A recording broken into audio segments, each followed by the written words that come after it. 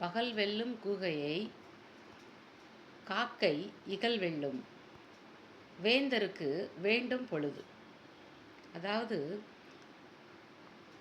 நமக்கு கோட்டானை ஒரு அதனினும் ரொம்ப லேசாக இருக்கிற காக்கா பகலில் வெற்றி அடைஞ்சிருமா. அதே மாதிரி இப்போ ஒரு அரசனுக்கு பகையை வெல்ல காலம் வேண்டுமா. இப்போ நம்ம இந்த இடத்துல என்ன எடுத்துக்கணும் அப்படின்னா, எல்லாத்துக்கும் ஒரு கால நேரம் வர வேண்டாமா அப்படின்னு சொல்லுவாங்கள்ல.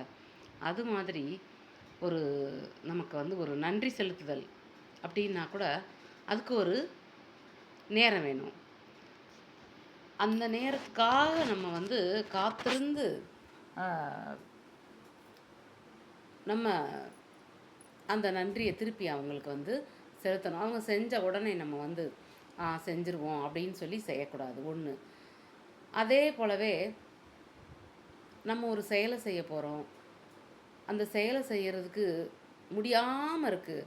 அப்போ பொறுமையாக காத்திருந்து அதுக்கு உண்டான நேரமும் காலமும் எப்போ கணிஞ்சு வருமோ அந்த டைம் பார்த்து நம்ம அந்த வேலையை போய் சட்டுன்னு 10 தரம் போய் நம்ம அலைஞ்சு செய்கிறதுக்கு பதிலாக ஒரே டைம் போனோமா வந்தோமா வேலையை முடித்தோமான்னு இருக்கணும். அந்த மாதிரி இருக்கணும். அது ஒன்று. அப்புறம் இந்த முதல்ல சொன்ன மாதிரி பகையை வெல்றதுக்கு காத்திருக்கணும்னு சொன்னேன் இல்லையா, அது போலவே தான் அந்த விஷயமும் ஆகட்டும். எதிரியை வெல்றதுக்கு எல்லா நேரத்துலையும் எதிரியை போய் நம்ம வெல்ல முடியாதுல்ல. அதாவது எதிரி கை எப்போ இறங்கும்போது தான் நம்ம போகணும். எதிரி ரொம்ப பலமாக இருப்பான். எதிரியை எப்பயுமே நம்ம பலம் குறைஞ்சவனா நினைக்கவே கூடாது. எதிரியை பலம் வாய்ஞ்சவனா நினச்சா தான் நம்ம வெற்றி அடைய வாய்ப்பு இருக்குது. அப்போது எல்லாத்துக்கும் என்ன வேணும்? பெரியவங்க சொல்கிற மாதிரி காலம் நேரம் வர வேண்டாமா. ஒரு கல்யாணம் முடிக்கணும் அப்படின்னா உடனே கால நேரம் வர வேண்டாமா. ஒரு வீடு கட்டணும் அப்படின்னா உடனே கால நேரம் வேண்டாமா. அப்படி தானே எல்லோரும் சொல்கிறாங்க. அதே மாதிரி தான் எல்லா விஷயத்துக்குமே நம்ம அதெல்லாம் டக்கு டக்குன்னு பணம் இருக்குது, பைசா இருக்குது, என்னால் முடியும், ஆள் பலம் இருக்குது, அது இருக்குது, இது இருக்குது, எனக்கு அவங்கள தெரியும், இவங்கள தெரியும் அப்படின்னெல்லாம் சொல்லாமல் நம்ம அமைதியாகவே அந்த டைமை கடந்து நமக்குன்னு அந்த கடவுள் உணர்த்துவார் பாருங்க.